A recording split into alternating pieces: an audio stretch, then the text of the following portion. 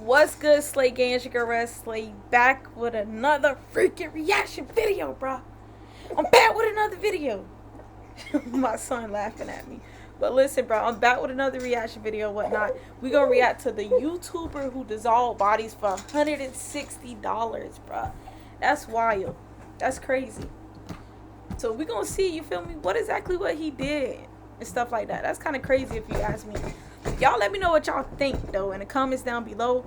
Let me know what else videos y'all want to see on my channel, bruh. And don't forget to subscribe. I'm on the way to 10K, man. Don't forget to like the video too. Let's get into it though. I don't even really want to do all that talking for real. Christian Palma Gutierrez had the world at his feet. His rap career was just starting to take off, but he needed a little side hustle to keep his music career moving. And his side gig involved dissolving bodies in acid for a local cartel. With these actions, his humanity dissolved too, and he exposed the truly depraved depths that people will do for a quick buck. Christian Palma Gutierrez has been rapping since his teens, and as he grew into his 20s, showed a lot of promise. He amassed 125,000 YouTube subscribers and had 2 separate Facebook pages with a combined 140,000 followers. He was also scheduled to perform at a music festival in April 2018. He rapped about drugs and violence, with one song named Death Has No Schedule. He portrayed the typical image of a gangster rapper who drove fast cars and motorcycles around poor neighborhoods. Through his YouTube channel, he made $155 to $310 per month, and at 24 years of age, Gutierrez now had a wife and children he needed to provide for. His producer Sismo said he had dreams of growing, of making a living from this, so his parents wouldn't have to struggle anymore, so his family could get ahead. But this video showed a gruesome side to him, which the people who worked with him and his fans thought was fictional. One video showed footage of a bloodied man on the ground with his hands tied. His producer explained, in Oba's case, regarding the video of the tied-up man,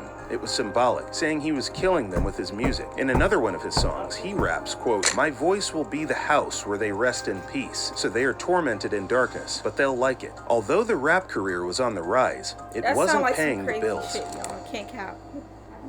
It was clear that Gutierrez needed an extra job to keep his music career going. A man named El Cochi got in touch and offered him a job at a mechanical workshop where he earned between $80 and $100 per week. He was also spoken to about other duties he might have. He making...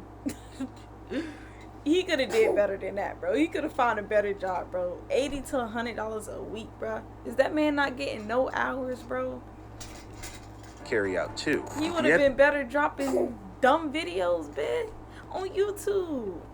Was now working for the Jalisco New Generation cartel. Formed in 2010, this cartel branched off from the Sinaloa cartel to start its own racket. And because they went out on their own, they also waged war with any cartels who dared stop them. This cartel made headlines in 2015 for a series of attacks on security forces and public officials. The latest cartel target, Mexico's military. The Jalisco New Generation cartel took the fight to the next level, shooting down a military helicopter with a rocket-propelled grenade, killing people, 6 of them, last week. Look at that. Gutierrez was clearly working with a dangerous group of people. It would be sooner rather than later that he got caught up in their deadly workings. While Mexico was embroiled with gang violence, the country finally had some good news they could celebrate. Guadalajara was the hometown of Guillermo del Toro, who had recently won Best Picture at the 2018 Academy Awards for The Shape of You. To have such a positive and uplifting international story about someone from Mexico was a breath of fresh air. And for film students at the University of Audiovisual Media in Guadalajara, he was an inspiration. One day in March, 3 film students, Daniel, Salomon, and Marco, went to work on a school film project. They decided to film at a property owned by an aunt of one of the students. Little did they know, they were filming at a hangout spot for the Nueva Plaza gang, and the Jalisco cartel had their eyes peeled on this spot for possible members to attack. They were simply in the wrong place at the wrong time. Suddenly, the students were approached by what looked like policemen holding guns, who forced them into a car, but they soon realized that these police uniforms were merely a front. It was the Jalisco cartel, and they thought they were kidnapping possible members of the Nueva Plaza gang. The fact that they were innocently filming in this location wasn't believed, and even if they were members, this would have been the perfect excuse for them to use. They began beating them, and these beatings took such a toll that one of them died. The other two were now witnesses to their murder, so they needed to be killed too. That night, at 3 a.m.,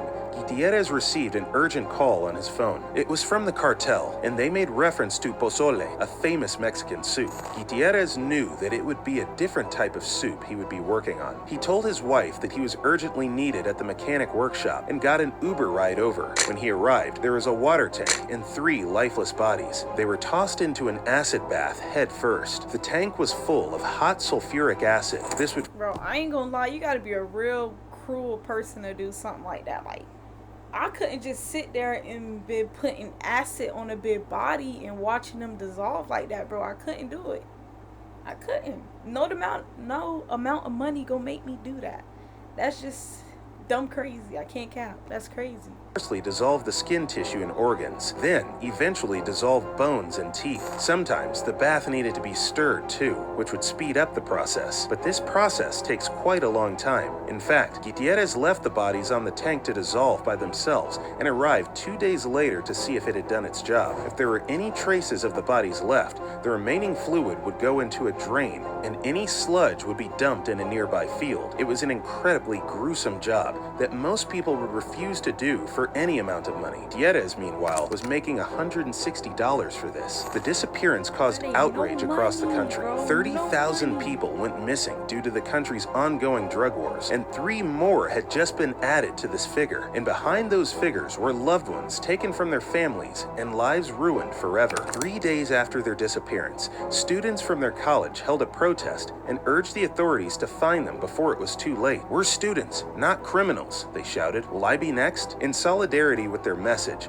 the staff from the university staged a walkout protest the next day. While all of this was happening, Gutierrez was at home watching the coverage of it on TV. In his testimony, he said, quote, "I started watching the news to see what happened, and I saw that 3 students had disappeared, that they had kidnapped them. And the moment that they showed the photos of the missing, I realized that it dealt with the 3 cadavers that I helped Bozolier. It took only a few days for him to get caught and arrested, and the guilt and anguish was building up inside of him so much that he came clean." Gutierrez was charged with aggravated kidnapping, but is only one of 5 people involved in these murders. And this activity was not a once-off. He was also involved with 3 other murders. The reason why he did these despicable deeds is... I know he gonna get dumb time, bro. I wouldn't do that for no 160. I wouldn't do it at all, but, bro, you about to get locked up, get dumb time for $160, man? That's crazy, bro. That's most sad difficult part to understand. He was only making $160 a week from this gig, which was hardly a king's ransom. If he was selfish enough to disregard the lives of other people, why was he still willing to jeopardize his rap career? The music festival he was scheduled to perform for in 2018 now had to find someone else. The most charitable explanation is that he was offered a job that he was too afraid to turn down. In prison, Gutierrez was placed under special protection on 3 occasions by the judge. He cooperated with the police, so now he has been deemed a snitch and could be killed by cartel members from inside the prison. He was now an enemy of the cartel, but at least behind these prison walls, he was relatively safe. Gutierrez would not face being made into a soup of acid like the... Listen, them police, they don't do a good job at protecting how they supposed to, bro.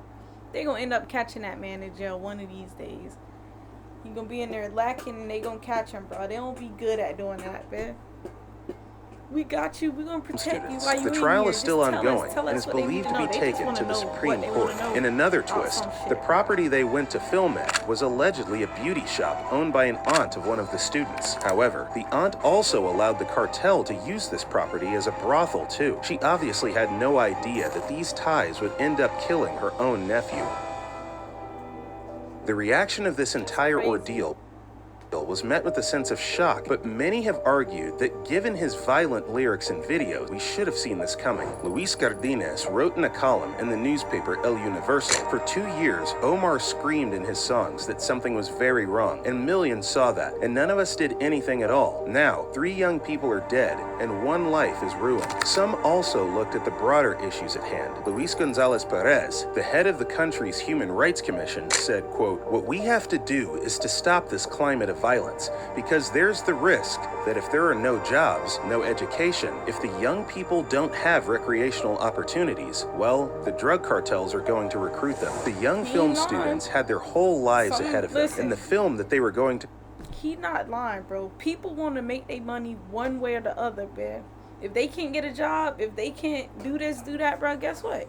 Oh, let me get me some drugs. Let me get this, bro. I'm about to go out there. I'm about to do what I got to do. I'm about to make that money. Bring into the world never got made. And let's not forget the talent that Gutierrez showed as a rapper, too. But the sight of 3 aspirational young people having their lives taken away from them even tugged on the heartstrings of Guillermo del Toro, who tweeted, quote, "3 students are killed and dissolved in acid. The why is unthinkable. The how is terrifying. There are no words to comprehend the magnitude of this madness." At a film event in Canada, Del Toro spoke about violence in Mexico in incredibly chilling terms, that every moment is almost like a horror movie in itself. In reality, especially being Mexican, things happen out of nowhere, and that's the real terror. You can be coming out of a dinner, and somebody can be shot 10 meters away. Shit, maybe I should go to Mexico. Be lifted from your home in the middle of the night. Maybe I don't need to go to Mexico. Every time you're in that horror moment in your life. I mean, I go to Mexico. Thank you for watching. Mexico may not see me. For real, bro. Mexico gotta come to me. But with that being said, bro, that's crazy, bro. And it's actually sad, bro. Really. Like, people crazy out here. I'm telling you, no lie. People crazy. With that being said, man, comment down below what else y'all trying to see on the channel, bro. Subscribe to the channel. I'm on the way to 10K, bro. And don't forget to like this video, bro. And I'll see y'all in another reaction video.